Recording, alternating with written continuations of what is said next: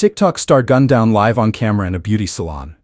Valeria Márquez, a 23-year-old influencer with nearly 200,000 followers, was shot dead on May 13, 2025, while live streaming from Zapopan, Mexico. Was this a brutal femicide?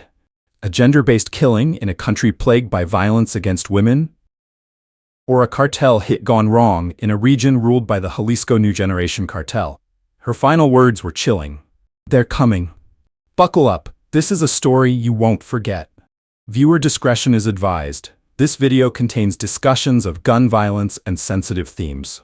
Valeria Márquez was a rising star in Mexico's social media world, born with a passion for beauty and entrepreneurship. At just 23 years old, she had built a following of nearly 200,000 across TikTok and Instagram, where she shared makeup tutorials, lifestyle tips, and glimpses into her life as an influencer.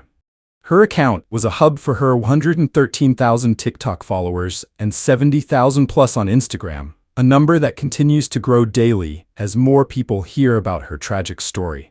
She wasn't just a content creator. She owned Blossom the Beauty Lounge, a salon in Zapopan, a suburb of Guadalajara in Jalisco State, where she showcased aesthetic tips and personal moments. Valeria's journey began with a dream to inspire, building a beauty empire, empowering women, and sharing her passion with hundreds of thousands of followers. But behind the polished posts and glowing success, danger was brewing in the shadows. Hours before her death, Valeria posted about a mystery man leaving an expensive gift, a stuffed pig and Starbucks coffee, delivered by someone she feared might return. In her live stream, she even said, "I think I'm going to leave," indicating her apprehension about the situation. Was this a fan's gesture or a sinister warning? Let's find out how her story ended in tragedy. On May 13th, 2025, at her Blossom the Beauty Lounge in Zapopan, Valeria Márquez went live on TikTok, engaging with her followers. The clock ticked past midday when everything changed. In the video, she's seen holding a stuffed animal, smiling. When her expression shifts, she mutters, "Ya vienen," which means "they are coming," and steps off camera to address a visitor. A man's voice asks, "Hey Valeria?" She responds, "Sí," which means yes, then mutes the stream. Moments later, gunfire erupts. 3 shots, 1 to the chest, 2 on the head.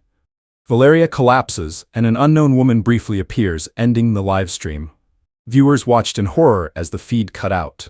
2 men on a motorcycle fled the scene, leaving her body for paramedics who arrived too late.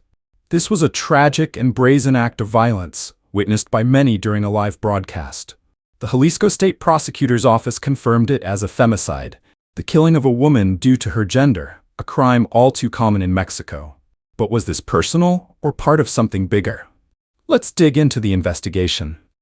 Authorities moved fast, with the Jalisco Institute of Forensic Sciences processing the scene and an autopsy underway. CCTV footage shows 2 men on a motorcycle visiting the salon earlier that day, posing as deliverymen with an expensive gift for Valeria. They returned hours later to carry out the killing. The prosecutor's office, led by Denise Rodriguez, calls it a hit. He was simply her executioner. But no arrests have been made as of May 19, 2025. Rumors swirl around Ricardo Ruiz Velasco, alias LWR, a supposed ex-boyfriend and high-ranking Jalisco New Generation cartel (CJNG) member. Local media like Milenio and Newsweek claim he was upset over her receiving gifts from fans, citing a toxic past relationship. Yet the prosecutor's office denies any confirmed cartel link, and Velasco's involvement remains unproven. Was this a jealous ex or a hired gun with a bigger agenda?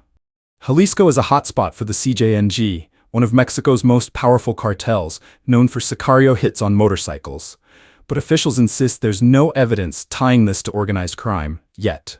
The same day, just 2 kilometers away, former Congressman Luis Armando Cordova Diaz was also shot dead. The proximity and timing of these 2 assassinations have raised questions about possible connections, though no official evidence has been released linking the cases. Valeria's death isn't an isolated tragedy. It's a stark reminder of Mexico's femicide crisis.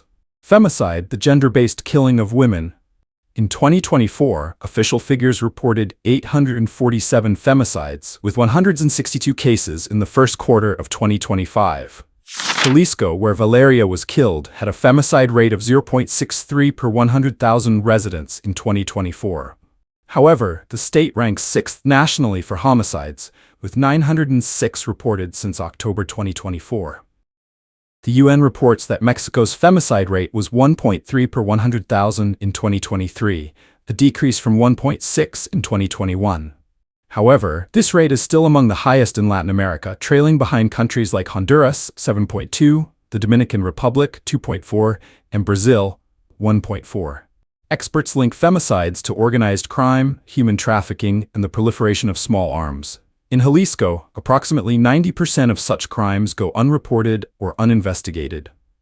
Just days before Valeria's death, mayoral candidate Yesenia Lara Gutierrez was shot during a live stream in Veracruz, mirroring Valeria's fate. Zapopan Mayor Juan Jose Frangi said Valeria never reported threats, but her social media posts suggest otherwise. Let's explore what she feared.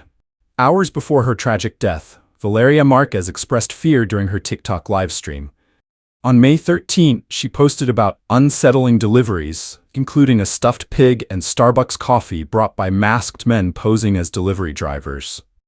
Earlier in the same video, Valeria revealed information that has set off speculation over a link to the events leading to her death. She recounted a phone call from someone named Erica, who informed her about an impending delivery.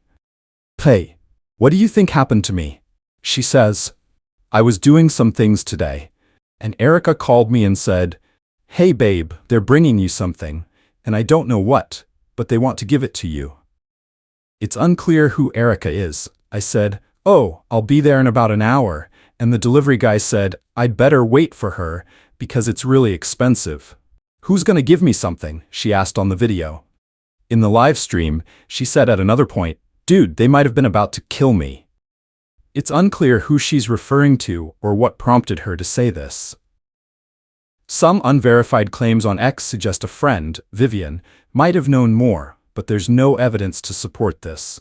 Did Valeria sense her killer was closing in? The prosecutor notes the men asked for her by name, suggesting premeditation. Was this a targeted attack, or did her fame make her a target? Her muted response to the gunman, "Yes, I'm Valeria," sealed her fate. But who ordered this hit, and why? Let's weigh the theories. 3 theories dominate this case. First, femicide. Mexico's gender violence crisis fits the pattern. Valeria's public exposure and the brutality suggest a gender-based motive, with X posts calling it a stark example of machismo. Second, a cartel hit. Jalisco's CJNG control and the motorcycle sicarios raise suspicions, though authorities find no proof. Ricardo Ruiz Velasco's rumored jealousy over fan gifts adds fuel, but his cartel ties are unconfirmed. Third, a personal vendetta, perhaps an ex-lover's rage given the targeted nature. The prosecutor leans toward femicide, but the lack of arrests keeps all options open. What do you think? Victim of a system, cartel target, or betrayed by someone close? Drop your theories below in the comment section.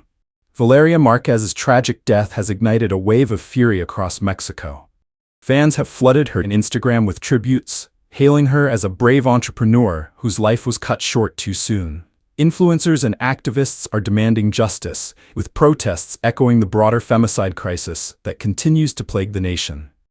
President Claudia Sheinbaum has vowed action, emphasizing zero impunity for femicides. However, with 90% of crimes going unreported and low conviction rates, public trust remains fragile. The salon where Valeria was killed remains closed, serving as a silent memorial, while authorities continue to sift through evidence. Although TikTok removed her account, memorial pages are emerging across social media platforms. This case transcends Valeria's individual story. It stands as a stark call to end the violence that continues to claim women's lives in Mexico. Will justice prevail, or will her killer slip away like so many before? Thanks for joining me on this heart-wrenching journey into Valeria Márquez's story. If this video gripped you, hit that like button, subscribe, and ring the bell for more true crime every week. Check out my latest on Luigi Mangioni's shocking case, link in the description. Until next time, stay curious and stay safe.